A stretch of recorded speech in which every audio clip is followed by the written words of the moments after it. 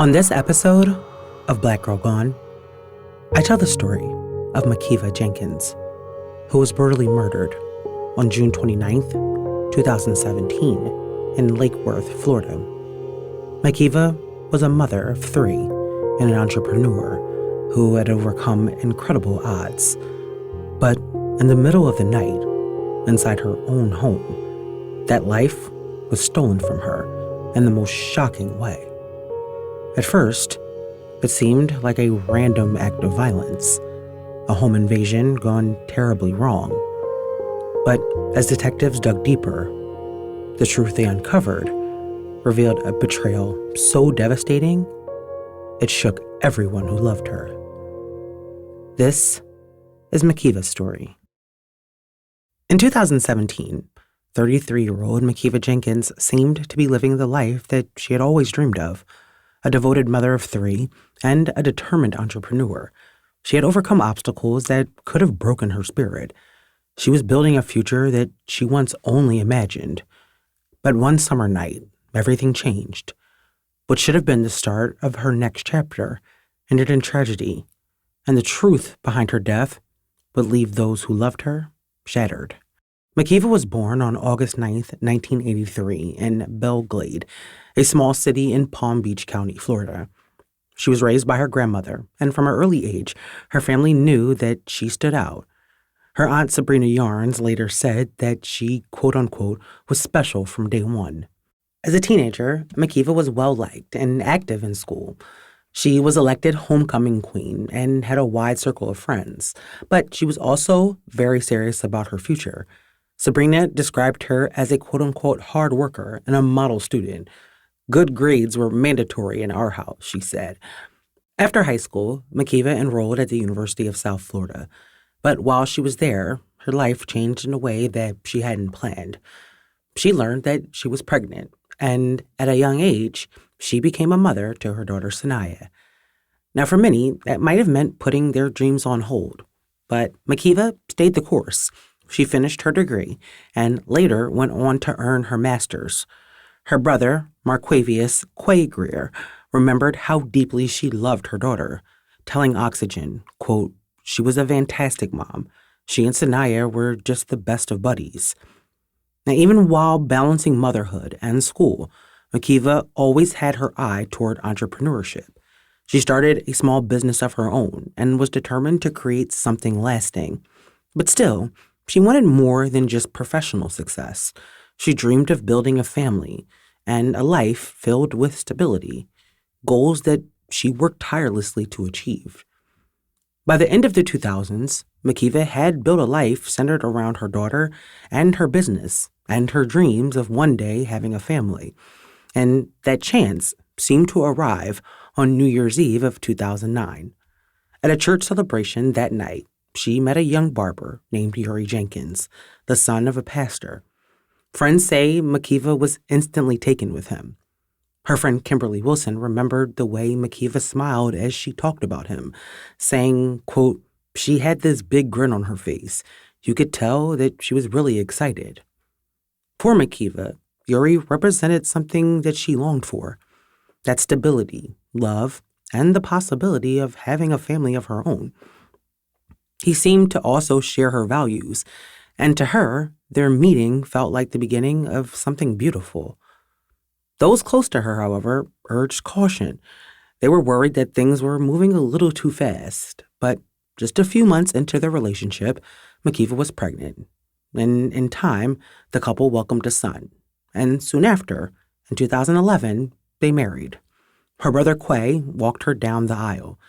He later said, quote, "That was the happiest I've ever seen her." And for Makeva, it felt like she had finally found the balance that she had always worked for. A family of her own alongside the career and life that she was still building. But a few years into their marriage, cracks began to appear. Makeva learned that Yuri had been unfaithful and had fathered a child with another woman. And the revelation hit her hard. According to her brother, she made the difficult choice to kick him out.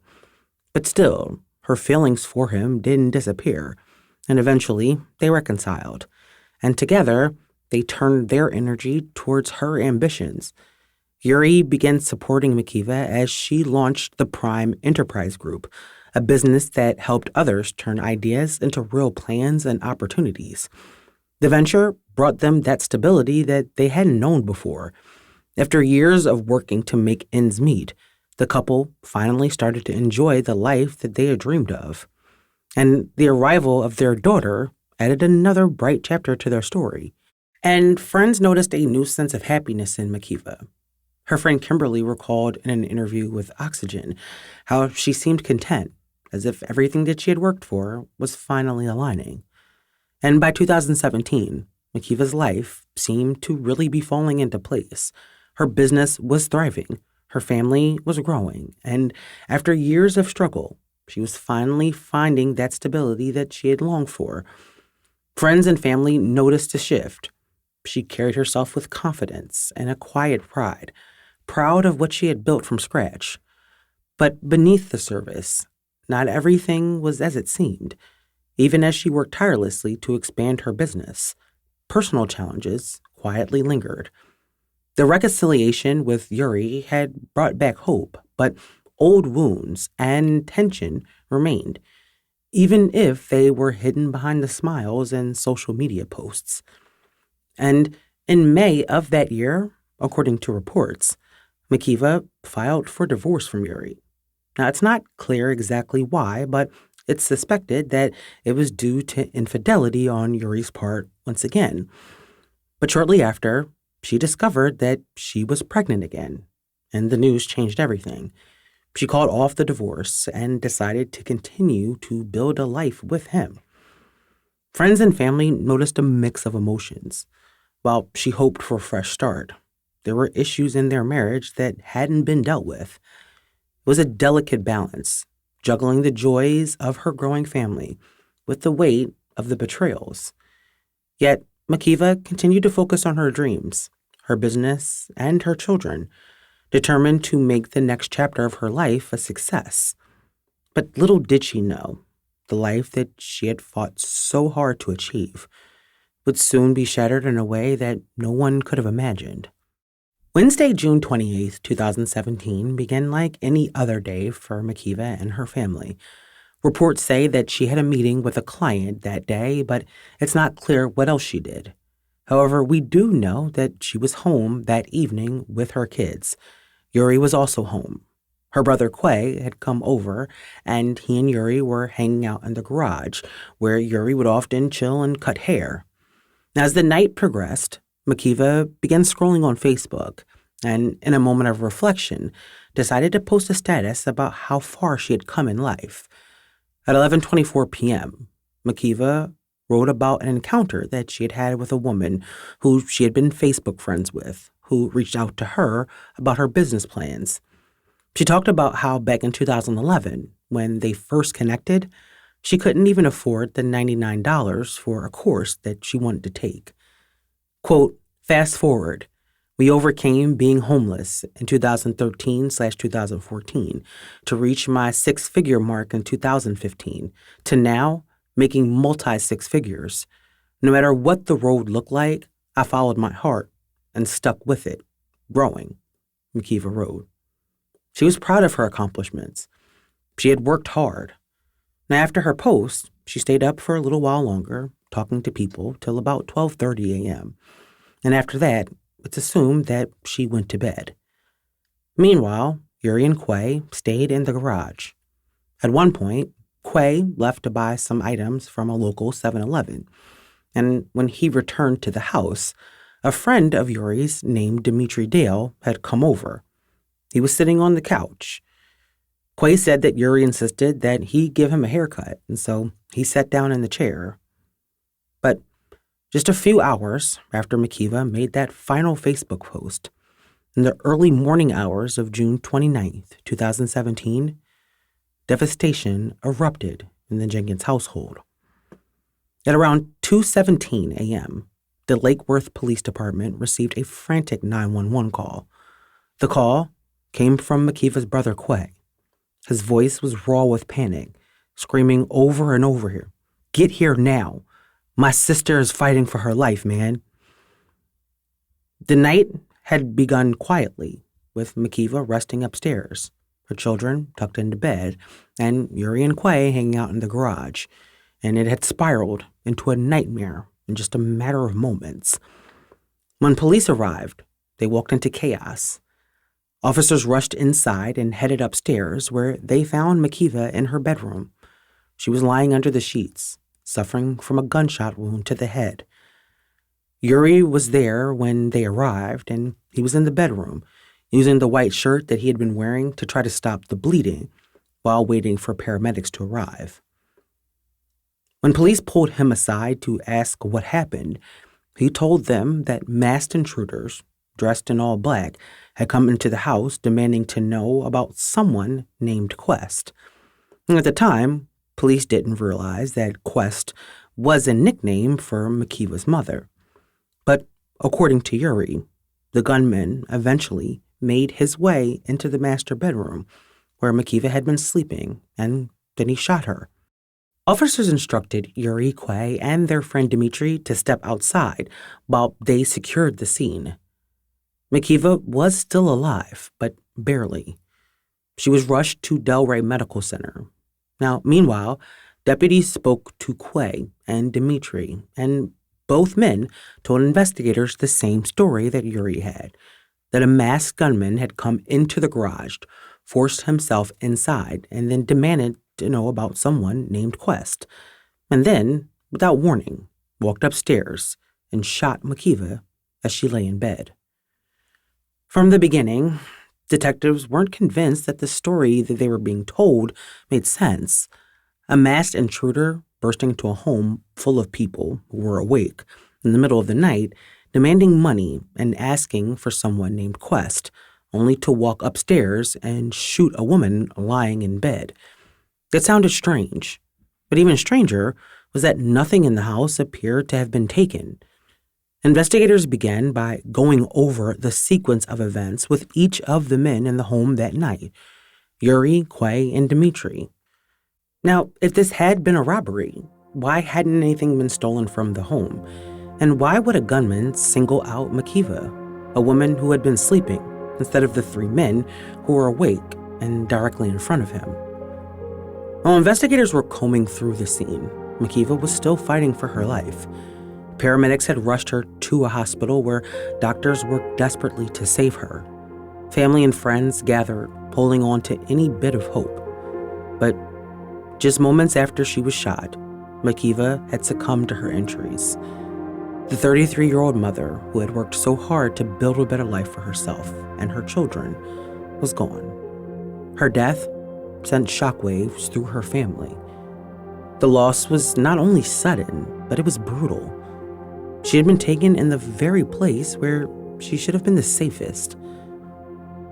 As investigators started piecing together the timeline, they learned more about what had unfolded in the hours before the shooting.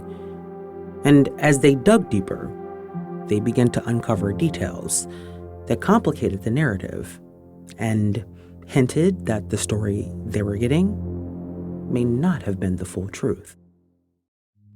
In the early morning hours of June 29, 2017, 33-year-old Makeva Jenkins was shot to death while she slept in her bed.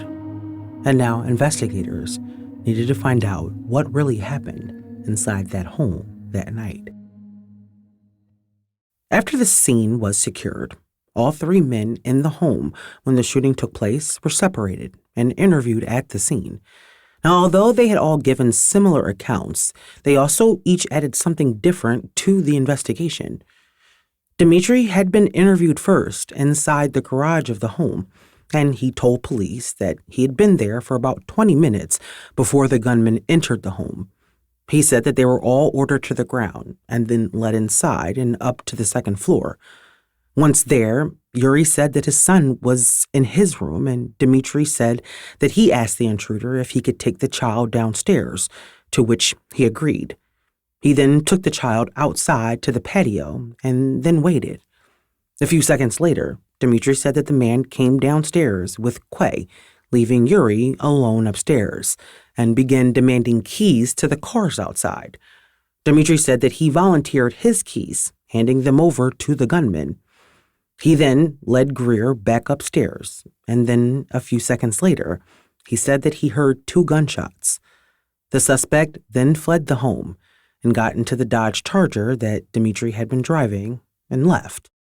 Quay was interviewed next, and his story was the same as Dimitri's. Now, police had learned early that the intruder had been asking for Quest, and they had since discovered that Quest was the nickname of Makeva's mother. Quay said that when they were first led into the home, Dimitri kept asking him who Quest was, and that repeatedly the gunman asked him where she was, leading Quay to believe that they were looking for his mother and must have assumed that she would be at her daughter's house. Now, when police asked him why someone would kill his sister, he began crying and said, quote unquote, because of my mom. He had learned that she had allegedly been buying drugs with fake money, and that one of the drug dealers she purchased from was threatening to do something to her. And then last to be interviewed at the scene was Yuri. Now, when he was told that the interview was being recorded and that he could be charged for lying, he laughed and said, quote unquote, this is like Criminal Minds. He then proceeded to tell the officer the same story that Dimitri and Quay had told about the events of that night. He said that when the gunman asked him where Quest was, he said that he admitted to him that he did know Quest, but that she wasn't there. But he believed that he shot Makeva anyway, believing that she was Quest. Now, in the immediate aftermath of the shooting, investigators leaned heavily on the statements given by Yuri, Quay, and Dimitri. All 3 told nearly identical stories, and police noted how consistent their accounts were. And in those first hours, that consistency carried weight. Investigators wrote that the suspect's behavior didn't really fit the profile of someone committing a robbery. There was no ransacking, no attempt to steal valuables. But without any direct evidence linking either Yuri, Quay, or Dimitri to the shooting, detectives couldn't disprove what they were saying either. Now, the idea that the shooting might somehow be connected to Makeva's mother, since the intruder repeatedly asked for Quest, was considered as a possible lead. With no evidence to contradict the men's statements, police treated them more like witnesses than suspects. Consent was given by Yuri to search the home, and investigators began working the scene, trying to piece together what really happened. After the interviews, investigators searched the home and canvassed the neighborhood, looking for witnesses and homes with surveillance cameras in hopes that someone had seen something or captured something that would lead to a suspect. Later that same morning, investigators reached out to Makeva Harold, Makeva's mother, who had been mentioned repeatedly the night before. The masked intruder had been asking for someone named Quest, and detectives needed to understand why. When they met with her, Makeva explained that she had learned that her daughter had been shot when other family members called to tell her what happened. At the time, she was at her own home in Belglade, and she rushed to Delray Medical Center, but by the time she arrived, Makeva had already passed away. Investigators pressed her about whether anyone might be looking to harm her. Rumors had swirled about the gunman's demands for her, and that it meant that she had been the real target. But she denied it. She told detectives that she had no enemies, no drug debts, and no reason to believe anyone would come after her. She acknowledged that she sometimes had what she called play money, fake bills, but insisted that she had never used them to buy drugs. She was adamant. If anyone had wanted to find her, they knew exactly where she lived. She rarely visited her daughter's home, and she couldn't believe that anyone would want to go to Makeva's house looking for her. The interview left investigators with more questions than answers. If the gunman was truly after Makeva, then why would he target her daughter instead? And if this wasn't about her at all, then what exactly had happened? News of Makeva's death spread quickly, and the reaction was immediate. People who knew her, clients, friends, neighbors, even those who only followed her online, were stunned. Just hours earlier, she had shared a message of triumph and gratitude on Facebook, reflecting on how far she had come. And now she was gone. The senselessness of it all left people reeling. How could someone who had overcome so much and who was so focused on building a better life for her family be taken in such a violent way? In the days that followed, the shock reached far beyond her immediate circle. To those who knew her personally, it was the devastating loss of a daughter, a sister, a mother, and a friend. And to others, it was the loss of a woman who had become a symbol of resilience, someone who had worked her way out of hardship and was finally reaping the rewards of her determination. Her murder wasn't just a private tragedy. It was a story that struck a nerve in the broader community. People wanted answers, and they wanted justice. In the days immediately after the shooting, Makeva Jenkins appeared to the outside world as a devastated husband. On the second day of the investigation, he sat down with a local news station to talk about his wife, their life together, and the night that she was killed. In an interview, Makeva described Makeva as more than just a victim of a violent home invasion. He called her a good wife, a good mother, and an entrepreneur who had worked her way from nothing to something. He spoke about her Christian faith, about how deeply she cared for her children, and about the success that she had built for herself. He also shared what he said were his last moments with her. Quote, "I held her in my arms. She was alive," he told the reporter, recalling the moments after the gunmen stormed into their home and shot her in the bedroom. To those watching, it was the image of a grieving husband, a man trying to make sense of the unimaginable loss of his wife, holding on to memories of the life that they shared. But while Makeva was speaking to the press as a heartbroken widower, investigators were quietly beginning to wonder if there was more to the story than what he had been saying. Now, less than 24 hours after the murder, detectives were back in the Jenkins neighborhood, looking for anything that could explain what happened. The community security guard confirmed that he had gone off duty at 1 a.m., leaving a window of time that was unmonitored. And investigators then obtained surveillance footage from a neighbor, and his cameras looked directly onto the street where the Jenkins lived and captured movement just before and after the shooting. At 2:03 a.m., a Dodge Charger, believed to be driven by Dimitri Dale, pulled onto the street and parked, and then repositioned closer to the Jenkins home. Minutes later, someone was seen getting out of the passenger side before the headlights were turned off. At 2:08 a.m., Quay returned to the neighborhood in his Malibu after his trip to the store, and then 11 minutes later, at 2:19 a.m., the Charger sped away from the scene.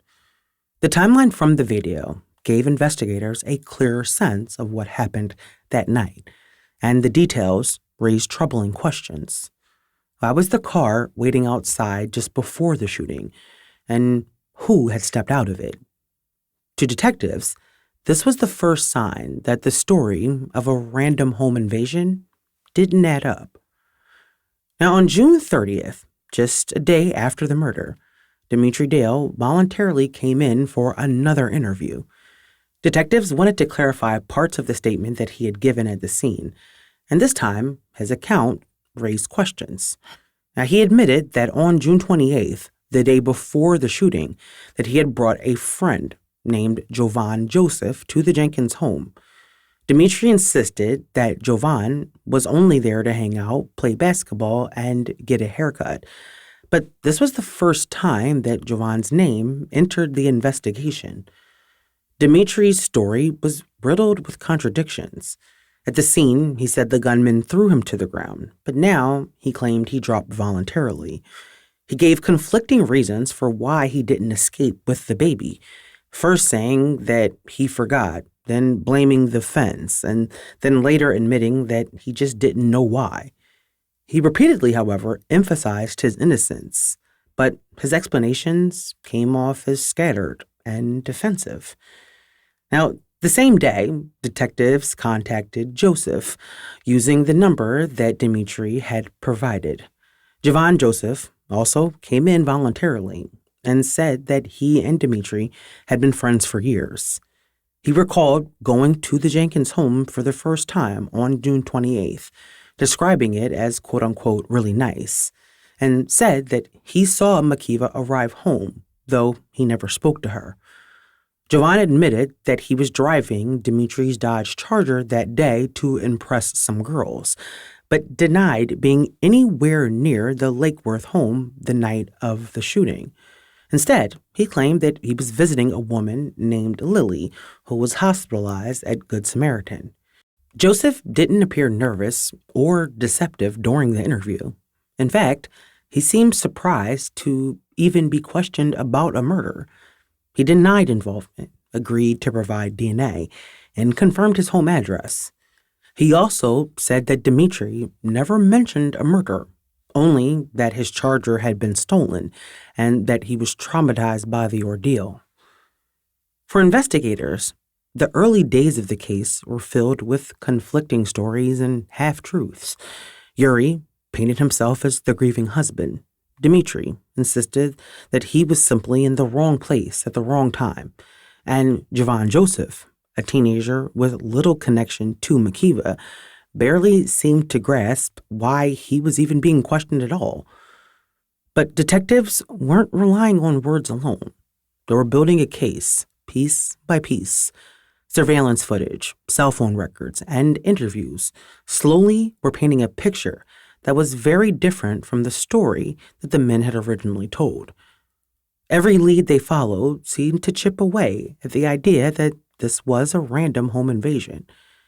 And after weeks of investigating, the evidence began to reveal a chilling sequence of events. After several interviews, Dimitri finally admitted that on the night of the shooting, Joseph, who was only 19 years old, pulled a gun on him and forced him to drive to the Jenkins home. Cameras in the neighborhood backed this up. One clip showed Joseph abandoning a car nearby and then climbing into Dimitri's vehicle. Soon after, another camera captured Dimitri walking toward the Jenkins residence, followed by Jovan Joseph. The timing aligned almost exactly with when Makeva was shot. And then came the phones. Detectives uncovered a suspicious pattern. In the days leading up to the murder, whenever Yuri contacted Dimitri, Dimitri would immediately reach out to Jovan. It wasn't a coincidence. It was coordination. And then finally, Dimitri broke. He told investigators what they suspected all along, that this wasn't the work of masked intruders or a drug dealer hunting down Makeva's mother. And he admitted that he knew who the killer was from the start. It was the turning point in the investigation. The story of a grieving husband collapsed under the weight of hard evidence, exposing the devastating truth. The man Makeva loved, had trusted, had orchestrated her death. Jovan Joseph continued to insist that he had nothing to do with the murder, but investigators weren't buying it, and within days, his name was no longer just floating in the background of the case. He was at the center of it. Detectives believed that they had enough to prove his role, and in September 2017, Jovan Joseph was arrested and charged with first-degree murder and the killing of Makeva Jenkins. The arrest of Jovan was a major break in the case, but for investigators, it wasn't enough. They believed that Jovan hadn't acted on his own, that someone had set this plan into motion, and slowly, those pieces were beginning to fall into place. With the evidence mounting, Jovan, who had maintained his innocence, even initially pleading not guilty, eventually told detectives the truth, that both he and Dimitri had been paid for their roles in the murder, and that the money he claimed directly from Yuri. Based on the evidence, statements from both Dmitri and Jovan, Yuri had been plotting his wife's murder for weeks. Dmitri said that Yuri told him that he hated her and he wanted her dead. For months, detectives quietly worked behind the scenes to strengthen their case. And then, in December 2017, the investigation took a stunning turn. The man who had gone on television calling his wife a devoted mother, an entrepreneur, the man who had been seen crying and praying with family, was arrested. Yuri Jenkins was charged with first-degree murder, accused of hiring Joseph and Dmitri Dale to kill his wife while she slept in their bed. The news sent shockwaves through the community. For those who had watched Yuri grieve publicly, the arrest felt like a betrayal. The unthinkable possibility that the grieving husband wasn't a victim at all, but the mastermind. As the case moved closer to trial, both Dmitri Dale and Jovan Joseph decided to cut deals with prosecutors. Their cooperation would prove crucial in building the case against Yuri Jenkins. Joseph pled guilty to second-degree murder in 2019. His sentencing was deferred until after he testified at Jenkins' trial, but under the terms of his plea, he faced a minimum of 5 years and a maximum of 20 years in prison for his role in Makeva's killing. Dmitri Dale, on the other hand, positioned himself as the middleman, the one who had introduced Jovan and Yuri, but not someone directly involved in carrying out the plot. He pleaded guilty to manslaughter with a weapon and was sentenced to 15 years of probation.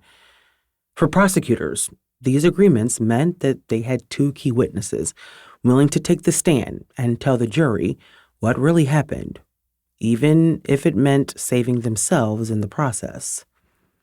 Now, the arrest of Yuri Jenkins stunned nearly everyone who had followed the case, but the truest test came in court, where prosecutors laid out their theory that Yuri had orchestrated his wife's murder for money.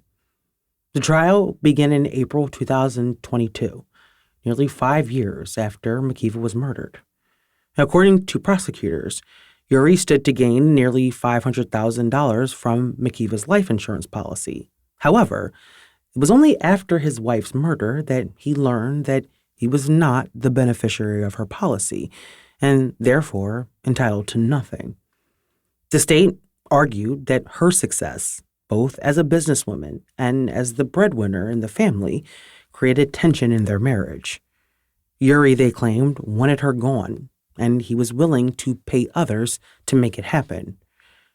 Jurors heard testimony about the phone records, the surveillance footage, and the $10,000 payments that Joseph and Dale said they received. Prosecutors painted a picture of a husband who had carefully staged a break-in only to betray the woman who had once trusted him most. Yuri, for his part, maintained his innocence.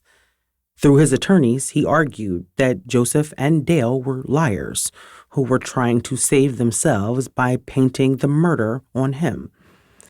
In the end, justice for Makeva would be decided in that courtroom. And after days of testimony and weeks of evidence, the verdict came in. Yuri Jenkins was found guilty of first-degree murder. Prosecutors had convinced the jury that the man who had once held himself as a grieving husband was in fact the mastermind who plotted his wife's death for money. With that verdict came a mandatory sentence, life in prison without the possibility of parole. For Makeva's family, the moment was bittersweet. They had waited years for justice, but no prison sentence could undo the pain of losing her. During sentencing, her grandmother spoke through tears, telling the court that, quote, nobody wins in this case. And she was right. Nothing could bring Makeva back. Makeva Jenkins was only 33 years old, a mother of 3, a woman who fought her way out of struggle, and someone who managed to turn her pain into purpose. She inspired many, but her life ended in the most brutal way imaginable, taken in her home, in front of the family that she loved, at the hands of someone that she should have been able to trust. The betrayal behind her murder made the loss even more unbearable. And for the people that loved her, it wasn't just that she was gone. It was the chilling knowledge that the person who should have protected her was the one who plotted against her. And that truth will forever haunt those who knew her. May Makeva Jenkins rest in peace. Thank you for listening to this week's episode. Don't forget to follow us on Instagram, Facebook, YouTube, TikTok, and Threads.